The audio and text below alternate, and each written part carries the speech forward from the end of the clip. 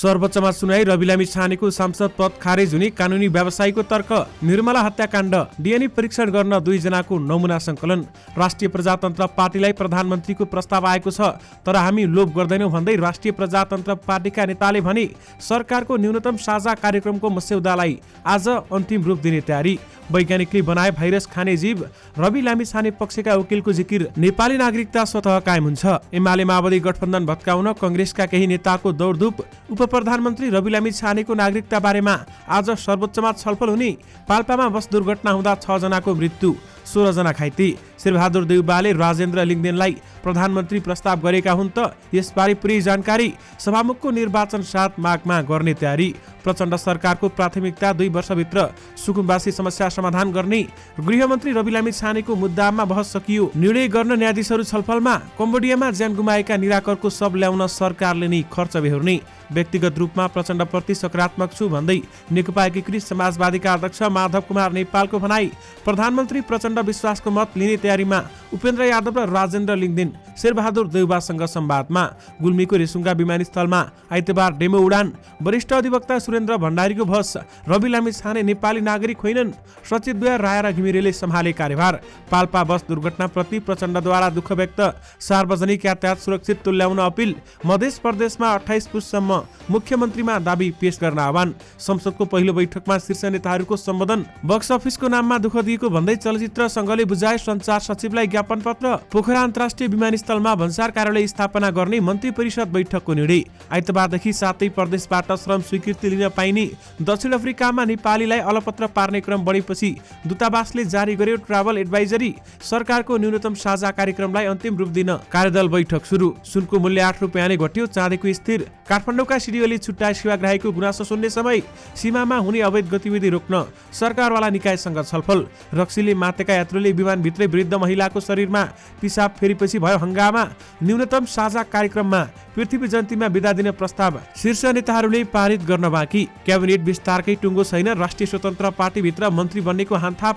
संहिता र गणतन्त्र विरोधीसँग गठजोड गर्नु बाध्यता छ भन्दै प्रधानमन्त्री प्रचण्डले भने। मुद्दा नटुङ्गिएसम्म अन्तिम आदेशले रवि लामिछानेलाई मन्त्रीबाट हटाउ भन्दै अधिवक्ता कणको भनाई। यसबारे पुरै जानकारी पनि आजकै भिडियोमा। दर्शक महानुभावहरू नमस्कार। स्मार्ट खबरको न्यूज अपडेटमा यहाँहरूलाई हार्दिक स्वागत छ। म आर्यन उपानी। सदाको चाहिँ आज पनि हामी उपस्थित भइसकेका छौँ। आज दिनभरका खबरहरू एकदमै धेरै महत्त्वपूर्ण भएकाले भिडियोलाई अन्तिमसम्म हेर्नुहोला अनि हाम्रो मेहनतका लागि यो भिडियोमा एउटा लाइक अवश्य गर्नुहोला। दर्शक महानुभावहरू पल पलको न्यूज अपडेटका लागि हाम्रो च्यानललाई सब्स्क्राइब गरी नजिकै आउने बेल आइकनलाई क्लिक गर्नुहोला। आउनुहोस् दर्शक महानुभावहरू आजका देश विदेशका तथा दिनभरका सबै मुख्य खबर सुरु गरौँ निर्मला हत्याकाण्डको प्रसङ्गबाट। निर्मला पन्तको हत्या अनुसन्धान गर्न गठन गरिएको डीआईजी दुर्गा सिंह नेतृत्वको समितिले कञ्चनपुरमा गएर अनुसन्धान सुरु गरेको छ। 10 साउन 2075 मा कञ्चनपुरको भीमदत्त नगरपालिकाका उल्खाटाम्की निर्मला पन्तको बलात्कारपछि हत्या भएको थियो भने 13 वर्षीय निर्मलाको हत्यामा संलग्न रहेको आशंकामा अनुसन्धान टोलीले 2 जनाको रगतको नमुना संकलन गरेको छ। डीएनए परीक्षणका लागि रगत संकलन गरिएको जिल्ला प्रहरी कार्यालय कञ्चनपुरका कार्यरत एकजना अधिकृतले हामीलाई बताएका छन्। रगतको नमुना काठमाडौँ स्थित प्रहरीको विधि विज्ञान प्रयोगशालामा डीएनए परीक्षणका लागि पठाइएको छ। यसअघि पक्राउ गरिएका दिलीप सिंह विष्टको डीएनए भजाइनल स्वाबसँग नमिलेपछि उनलाई रिहा गरिएको थियो। निर्मलाको हत्या भएको 25 दिनपछि प्रहरीले दिलीप सिंह विष्टलाई पक्राउ गरे पनि 2075 भदौ 26 मा जिल्ला अदालतले संलग्नता पुष्टि गर्ने आधार नभएको र डीएनए म्याच नभएको भन्दै विष्टलाई साधारण तारिखमा रिहा गर्न आदेश दिएको थियो। उपप्रधानमन्त्री एवं गृहमन्त्री रवि लामिछानेले पदभार ग्रहण गरेपछि निर्मला पन्तको हत्याबारेमा न्यायिक छानबिन गर्ने पहिलो निर्णय गरेका थिए। पुस 15 मा गृहमन्त्रीको निर्देशनमा प्रहरी प्रधान कार्यालयले केन्द्रीय अनुसन्धान ब्युरोकी डीआईजी दुर्गा सिंहको नेतृत्वमा अनुसन्धान समिति गठन गरेको थियो। दर्शक महानुभावहरू राष्ट्रिय प्रजातन्त्र पार्टीका उपाध्यक्ष ध्रुव बहादुर प्रधानले अध्यक्ष राजेन्द्र लिङ्गदेनलाई नेपाली कांग्रेसबाट प्रधानमन्त्रीको अफर आएको बताएका छन्। आज संसद भवनमा आयोजित सर्वदलीय बैठकबाट बाहिरिने क्रममा हामीसँग कुराकानी गर्दै उपाध्यक्ष प्रधानले कांग्रेसतर्फ संकेत गर्दै आफ्नो पार्टीलाई प्रधानमन्त्रीको अफर आएको बताएका छन्। ठूला दलहरू बारेमा हामीले टिप्पणी गर्न मिलेन। कुन विश्वासले आफ्नो गठबन्धन बिग्रियो भन्ने कुरा जनताले हेरिरहेका छन्। हाम्रो दलका अध्यक्षलाई आएको प्रस्ताव उहाँले क्षणिक आधार दल परिवर्तन गर्दा हामीले जुन उद्देश्य लिएका छौं त्यो प्राप्ति गर्न त्यो कठिन हुन्छ भन्ने उहाँहरूलाई थाहा छ। अध्यक्षलाई प्रधानमन्त्रीको कुराहरू आएका छन्। त्यो प्रस्ताव आए पनि हामी पदको लोभमा छैनौं भन्दै उनले भनेका छन्। उपप्रधानमन्त्री एवं गृहमन्त्री रवि लामिछाने पक्षका वकिलहरूले लामिछाने सांसद हुँदा निवेदकलाई कुनै पनि अपूरणीय क्षति नहुने जिकिर गरेका छन्। नागरिकता सम्बन्धी मुद्दाको सुनाइका क्रममा लामिछानेको पक्षबाट बहस गरेका वरिष्ठ अधिवक्ता सुनिल पन्तले रवि सांसद हुँदा निवेदकलाई अपूरणीय क्षति नहुने जिकिर गरेका हुन्। उनले लामिछानेले अमेरिकाको नागरिकता लिएको कुरा गृह र अध्यागमनलाई थाहा भएको उल्लेख गर्दै सोही आधारमा गृह मन्त्रालयको प्रेस काउन्सिललाई 2075 असार 6 मा पत्र लेखेको पत्रले पुष्टि हुने समेत बताएका छन्। 1576 पत्र अनुसार यसबारेमा जानकारी गराएको उल्लेख गर्दै उनले नागरिकता पुनः कायम गर्नुपर्नेमा साबिकको विवरण दिनुपर्ने व्यवस्था रहेको समेत बताएका छन् र साथमा रवि लामिछाने पक्षका वकिलले नेपाली नागरिकता स्वतः कायम हुन्छ भन्दै जिकिर गरेका छन्। प्रमुख प्रतिपक्षी नेपाली कांग्रेसका केही नेताले एमाले माओवादी इतरको गठबन्धन बनाउने प्रयास थालेका छन्। राप्रपाले साथ दिएको अवस्थामा प्रधानमन्त्री पुष्पकमल दाहाल प्रचण्डले विश्वासको मत नपाउने र नयाँ समीकरण बन्न सक्ने सम्भावना पनि रहेको यसमा संलग्न नेताहरूको दाबी रहेको छ। 10 पुसमा प्रधानमन्त्री नियुक्त भएका प्रचण्डले 26 पुसमा विश्वासको मत लिने तय भएको छ भने कांग्रेसका केही नेताहरूले प्रचण्डलाई विश्वासको मत पाउनबाट रोक्न प्रयास थालेका छन्। एक नेताका अनुसार प्रधानमन्त्री प्रचण्डले शपथ लिएकै दिन 11 पुसमा कांग्रेसका केही केन्द्रीय सदस्यहरूबीच लोकतान्त्रिक शक्ति लाई एक ठाउँमा ल्याउन पहल गर्ने छलफल भएको थियो भने त्यही छलफलका क्रममा गैर वामपन्थी सरकार बन्न सक्ने हिसाब देखाएपछि नेताहरूले त्यो सन्देश देउबासम्म पुर्याएका छन्। एक केन्द्रीय सदस्य भन्छन् 5 दलको गठबन्धन त टिकेन भने खुला खाद्री जोडेर कहाँ सम्भव छ भनेर सभापतिज्यूले धेरै रुचि दिनु भएन भन्दै बताएका छन्। संस्थापन पक्षकै दोस्रो तहका नेताहरूले भने रुचि दिएको बताइएको छ। यानि कि एमाले माओवादी गठबन्धन भत्काउन कांग्रेसका केही नेताहरूले दौडधुप थालेका छन्। पाल्पामा बिहिबार राति बस दुर्घटना हुँदा 6 जनाको मृत्यु भएको छ। मृतक सबै पाल्पाको रैनादेवी छहरा गाउँपालिका वडा नम्बर 8 खुर्साने गाउँका महिला हुन् भने मृतकहरूमा 54 वर्षीय खिमकुमारी राणा, 33 वर्षीय निर्मला घिमिरे, 11 वर्षीय सुरुमा घिमिरे, 21 वर्षीय दानकुमारी खत्री, 45 वर्षीय गुनी गाहा र 19 वर्षीय बिमा पाण्डे रहेका रैनादेवी छहरा गाउँपालिका वडा नम्बर 8 का वडाध्यक्ष रेशम बहादुर राणाले जानकारी दिनुभएको छ। रूपन्देहीको सालझण्डीबाट यात्रु लिएर खुसार्ने जाँदै गरेको यात्रुवाहक बस रैनादेवी छहरा गाउँपालिका वडा नम्बर 8 मधुबन टारी फाँट नजिकै राजादी गैरा जंगलमा गए राति 9:30 बजेतिर दुर्घटना भएको थियो। गए ख 4977 नम्बरको बस सडकबाट करिब 60 मिटर तल भिरमा खसेर दुर्घटना भएको प्रहरी चौकी जुठा पौवाका वरिष्ठ हवलदार लीलाबहादुर केसीले जानकारी दिनुभएको छ। दुर्घटनामा 16 जना घाइते भएका छन्। उनीहरूको लुम्बिनी प्रादेशिक अस्पताल बुटवलमा उपचार भइरहेको छ। उपप्रधान तथा गृहमन्त्री रहेका राष्ट्रिय स्वतन्त्र पार्टीका सभापति रवि लामिछानेको नागरिकता र राजधानी विवाद बारेमा मुद्दामा आज सर्वोच्च अदालतमा सुनवाई सकिएको छ। कायम प्रधान न्यायाधीश हरिकृष्ण कार्की, न्यायाधीशहरू ईश्वर प्रसाद खतिवडा, आनन्द मोहन भट्टराई, अनिल कुमार सिन्हा र प्रकाशमान सिंह राउतको संवैधानिक इजलासले उनीहरू विरुद्ध परेका मुद्दाको सुनवाई गरेको हो। दुवै पक्षका वकिलहरूको बहस सुनेपछि निर्णय गर्न अहिले न्यायाधीशहरू छलफलमा जुटेका छन् भने रिट निवेदकको माग बमोजिम अन्तरिम आदेश दिने कि नदिने भन्ने बारेमा इजलासले आजै आफ्नो निर्णय सुनाउने छ। सुनवाईका क्रममा बहस गरेका रिट निवेदकका पक्षका वकिलहरूले लामिछानेले रद्द भइसकेको नेपाली नागरिकता राखेर पासपोर्ट बनाएको, पार्टी दर्ता गरेको र चुनाव लडेको तर्क गरेका छन्। लामिछानेले अमेरिकी नागरिकता लिएपछि नेपाली नागरिकता त्याग्नु पर्थ्यो, नतागे पनि कानून अनुसार स्वतः रद्द हुन्छ। रिट निवेदकका वकिलले भने रद्द भइसकेको नागरिकता फेरि नलिकन उहाँले पार्टी दर्ता गर्नुभयो र चुनाव लड्नुभयो, रद्द भइसकेको नागरिकता फेरि प्रयोगमा ल्याउनुभयो, यो गैर कानूनी हो भन्दै बताइएको छ। दर्शक महानुभावहरू, गृहमन्त्री रवि लामिछानेको मुद्दामा आज बहस सकिएको छ भने निर्णय गर्न न्यायाधीशहरू छलफलमा जुटेका छन्। कम्बोडियाको ग्रान्ड डायमन्ड सिटी होटल र क्यासिनोमा भएको आगलागीमा परि मृत्यु भएका झापाका निराकर पाण्डेको शव ल्याउनका लागि सरकारले नै खर्च बेहोर्ने भएको छ। पुस 21 गते बसेको मन्त्री परिषद बैठकले उक्त निर्णय गरेको अर्थमन्त्री विष्णु पौडेलले जानकारी दिएका छन्। यसअघि बिहिबार बिहान सिंहदरबारमा प्रधानमन्त्री पुष्पकमल दाहालले निराकरको परिवारलाई सब जति सक्दो चाँडो नेपाल ल्याउन पहल गर्ने बताएका थिए। गत पुस 16 गते निराकरको कम्बोडियामा आगलागीका कारण मृत्यु भएको थियो।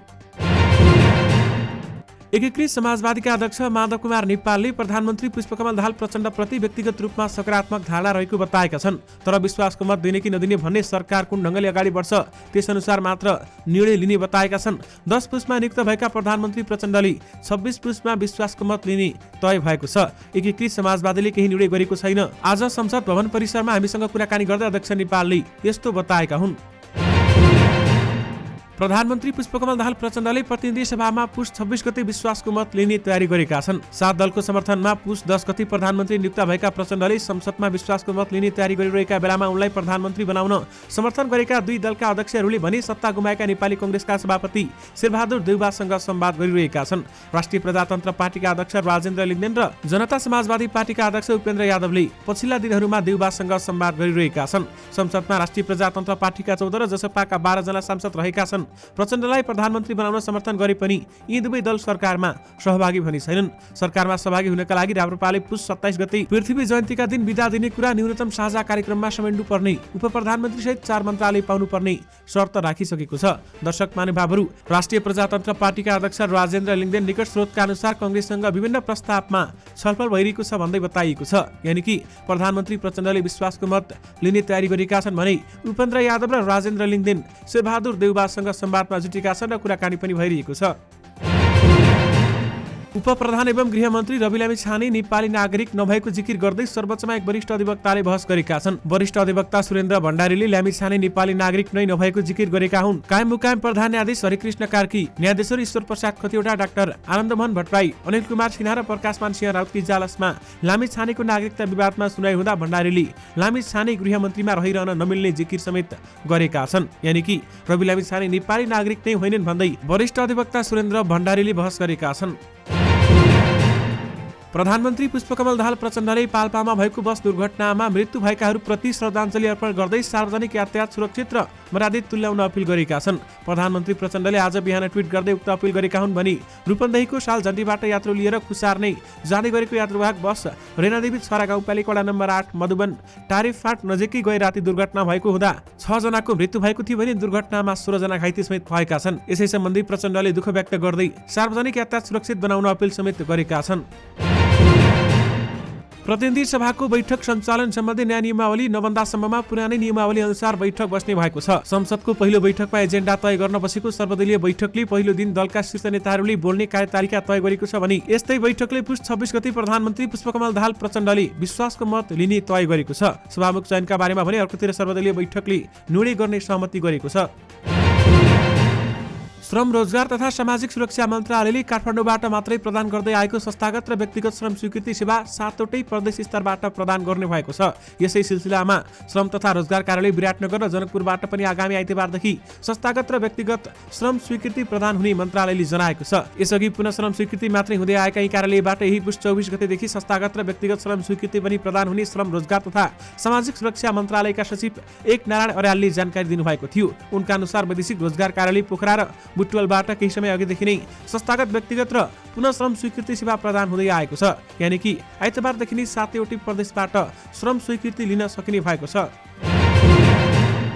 सरकारको न्यूनतम साझा कार्यक्रमको मस्यौदालाई आज अन्तिम रूप दिने तयारी गरिएको छ। त्यसका लागि उप प्रधानमन्त्री तथा अर्थमन्त्री विष्णु पौडेल नेतृत्वको कार्यदलको बैठक आज बिहान 11 बजे बसेको थियो भने आजको कार्यदलको बैठकले सरकारको न्यूनतम साझा कार्यक्रमको मस्यौदालाई अन्तिम रूप दिने मन्त्री पौडेलले बताएका छन्। न्यूनतम साझा कार्यक्रममा सार्वजनिक पद धारण गरेकाहरूको सम्पत्ति छानबिन र न्यायिक सुधारका लागि उच्चस्तरीय आयोग गठन, भ्रष्टाचार नियन्त्रण र सुशासन, छिटो छरितो सरकारी सेवा लगायतका विषय समेटिने समेत एक नेताले बताउनु भएको छ।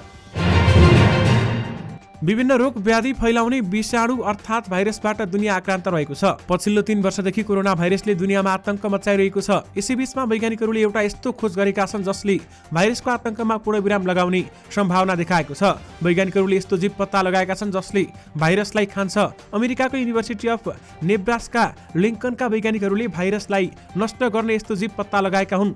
यसले भाइरसलाई नियन्त्रण गर्नका लागि भविष्यमा यो जीवको प्रयोग गर्न सकिने सम्भावना देखिएको बताइएको छ। सफा पानीमा पाइने यो सूक्ष्म जीव विश्वमै हालसम्म पाएको यस्तो जीव हो कि जसले केवल भाइरस मात्र खाएर आफ्नो पेट भर्दछ, अर्थात् यसको खाना भन्नु नै केवल भाइरस मात्रै हो। हुन त यसका आवश्यकता अनुसार भाइरसलाई खाने अन्य जीवहरू पनि हुन्छन् जसलाई भिरीभोरी पनि भनिन्छ, तर पछिल्लो पटक पत्ता लागेको जीवले केवल भाइरसको मात्रै भोजन गर्दछ। यो जीवको नाम आल्टेरिया हो। यो प्रोस्टिटा वर्गमा पर्दछ। यसले आफ्नो कपाल जस्तै पातलो सोड पानीमा लहराउँछ र त्यसैले भाइरस पक्रिन्छ र खान्छ। प्रयोगशालामा उक्त जीवले कोरोना भाइरस खाएको छ, जुन निकै ठुलो अर्थात् ब्याक्टेरियाकै आकारको भाइरस हो। भाइरसलाई खाएर नै आल्टेरियाले विश्वभरका पानीका स्रोतमा आफ्नो संख्या बढाइरहेको वैज्ञानिकहरू बताउँछन्। यानि कि वैज्ञानिकले भाइरस खाने जीव पत्ता लगाएका छन्। प्रतिनिधि सभाका सभामुखको निर्वाचन माघ 7 गते गर्ने तयारी गरिएको छ। प्रतिनिधि सभाको अधिवेशन 25 गते बोलाइएको छ। त्यसैले शुक्रबार बसेको सर्वदलीय बैठकमा माघ 7 गते सभामुखको निर्वाचन गर्ने प्रस्ताव गरिएको कांग्रेस प्रमुख सचेतक रमेश लेखकले जानकारी दिनुभएको छ। उनले भने यसमा लगभग सहमति भएको छ।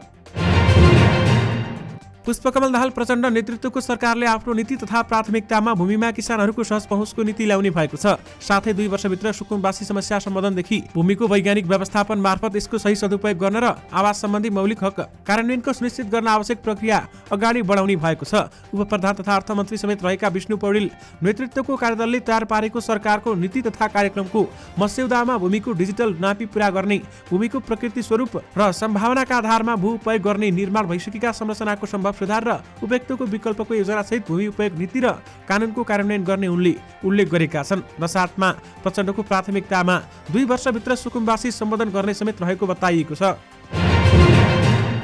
मध्य प्रदेशमा हरिशंकर मिश्रले सरकार गठनका आह्वान गरेका छन्। उनले 28 पुसको दिउँसो 4 बजेसम्मको संविधानको धारा 168(2) अनुसार मुख्यमन्त्रीमा दाबी पेश गर्न आह्वान गरेका हुन्।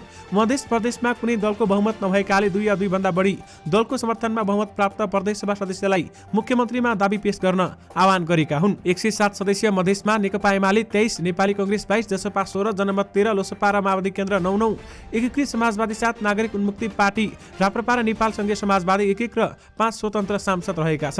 यानी कि मध्य प्रदेशमा 28 पुससम्म मुख्यमन्त्रीमा दाबी पेश गर्न आह्वान गरिएको छ।